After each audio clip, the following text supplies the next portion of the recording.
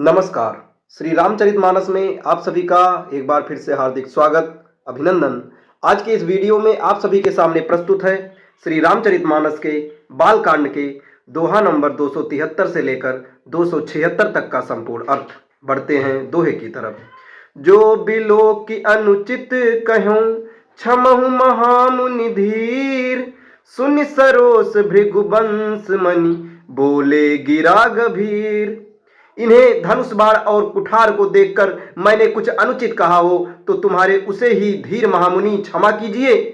ये सुनकर भृगुवंश मणि परशुराम जी क्रोध के साथ गंभीर वाणी बोले। कौशिक सुनहु मंद यह बालकु, कुटिल बाल काल बस निज कुल घालकु। भानुवंश राकेश कलंकु, निपट निरंकुश अबुध असंकु। हे विश्वामित्र, सुनो, ये बालक बड़ा कुबुद्धि और कुटिल है। काल के वश होकर ये अपने कुल का घातक बन रहा है। ये सूर्यवंशी रूपी पूर्ण चंद्र का कलंक है। ये बिल्कुल उद्दंड, मूर्ख और निडर है। काल कवल होई है छन माही, कहूं पुकारी खोरी मोहि नाही। तुम हट कहूं जो चाहूं उबारा, कहीं प्रताप बलु रोसु हमारा। अभी क्षण भर में ये काल का ग्रास हो जाएगा। मैं पुकार कर कह देता हूं, फिर मुझे दोष नहीं है। यदि तुम इसे बचाना चाहते हो तो हमारा प्रताप, बल और क्रोध बतलाकर इसे मना कर दो, इसे शांत कर दो। लखन कहो मुनि सुजसु तुम्हारा, तुम ही अछत को बरनय पारा। अपने मुंह तुम आपन करनी, बार अनेक भांति बहु बरनी। लक्ष्मण ने कहा, हे मुनि, आपका सुयश आपके रहते दूसरा कौन वर्णन कर सकता है। आपने अपने ही मुंह से अपनी करनी अनेकों बार बहुत प्रकार से वर्णन की है। नहीं संतोष तपुन कछु कहूं, जन रिस रोक दुसह दुख सहूं। वीर व्रती तुम धीर अछोभा, गारी देत न पावहु शोभा। इतने पर भी संतोष ना हुआ हो तो फिर कुछ कह डालिए। क्रोध रोककर असह्य दुख मत सहिए। आप वीरता का व्रत धारण करने वाले, धैर्यवान और क्षोभ रहित हैं। गाली देते शोभा नहीं पाते। सूर समर करनी करई, कहीं न जना वहीं आप। विद्यमान रन पाई रिपु, कायर कथहि प्रताप। सूरवीर तो युद्ध में करनी सूरवीरता का कार्य करते हैं, कहकर अपने को नहीं जनाते। शत्रु को युद्ध में उपस्थित पाकर कायर ही अपने प्रताप की डींग मारा करते हैं। तुम तो कालु हाक जनु लावा, बार बार मोगिलागी बोलावा। सुन लखन के बचन कठोरा, परस सुधारि धर्यो कर घोरा। आप तो मानो काल को हाक लगाकर बार बार उसे मेरे लिए बुलाते हैं। लक्ष्मण के कठोर वचन सुनते ही परशुराम जी ने अपने भयानक फरसे को सुधारकर हाथ में ले लिया। अब जन दे दोष मोहि लोगु, कटुबादी बालकु बध जोगु। बाल बिलो की बहुत मैं बाचा, अब यहु मर निहार भा साचा। और फिर बोले, अब लोग मुझे दोष ना दें। ये कड़ुआ बोलने वाला बालक मारे जाने के ही योग्य है।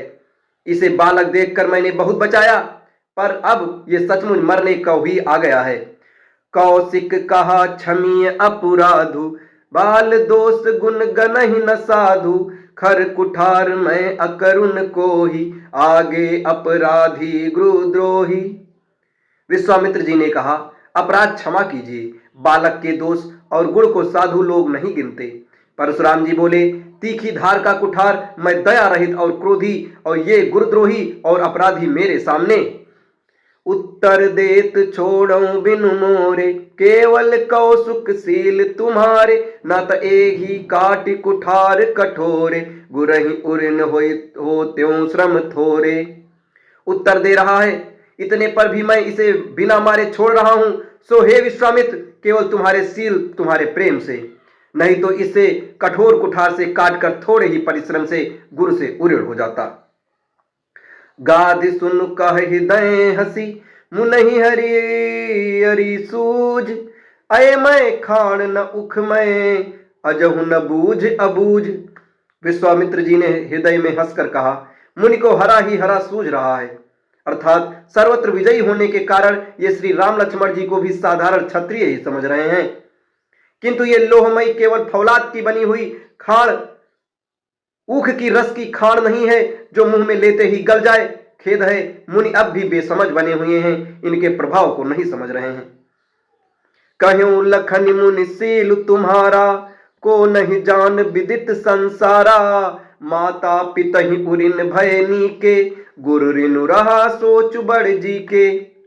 लक्ष्मण जी ने कहा, हे मुनि, आपके शील को कौन नहीं जानता, वह संसार भर में प्रसिद्ध है। आप माता पिता से तो अच्छी तरह उऋण हो ही गए, अब गुरु का ऋण रहा जिसका जी में बड़ा सोच लगा है। सो जनु हमरे माथे काढ़ा, दिन चल गए ब्याज बड़ बाढ़ा। अब आनिय व्यवहरिया बोली, तुरंत देव मैं थैली खोली।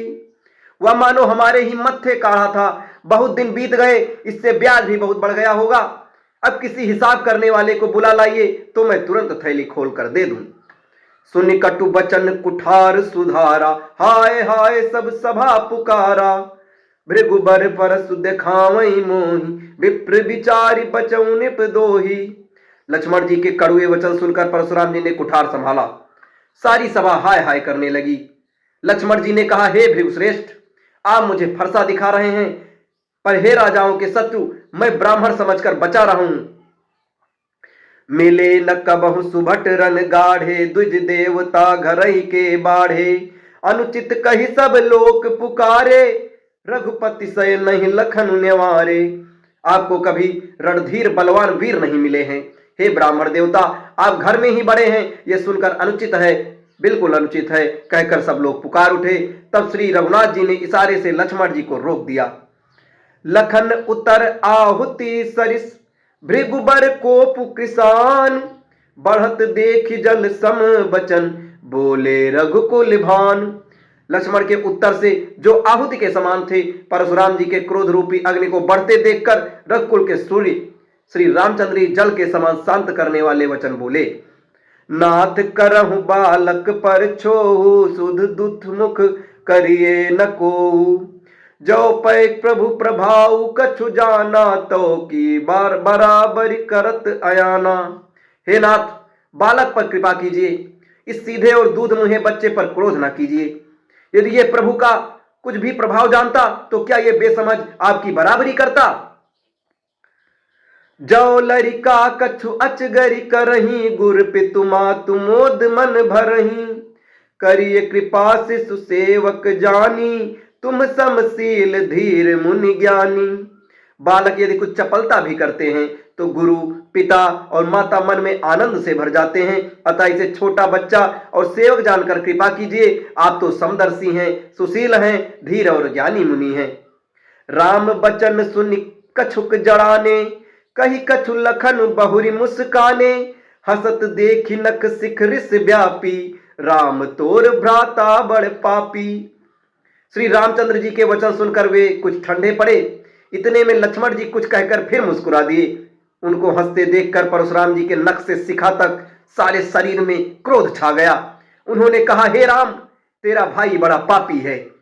गौर शरीर श्याम मन, कालकूट मुख पय मुख नाही। और सहज टेढ़ अनुहर ही न तो ही, नीचु मीचु सम देखु न मोही। ये शरीर से गोरा पर हृदय का बड़ा काला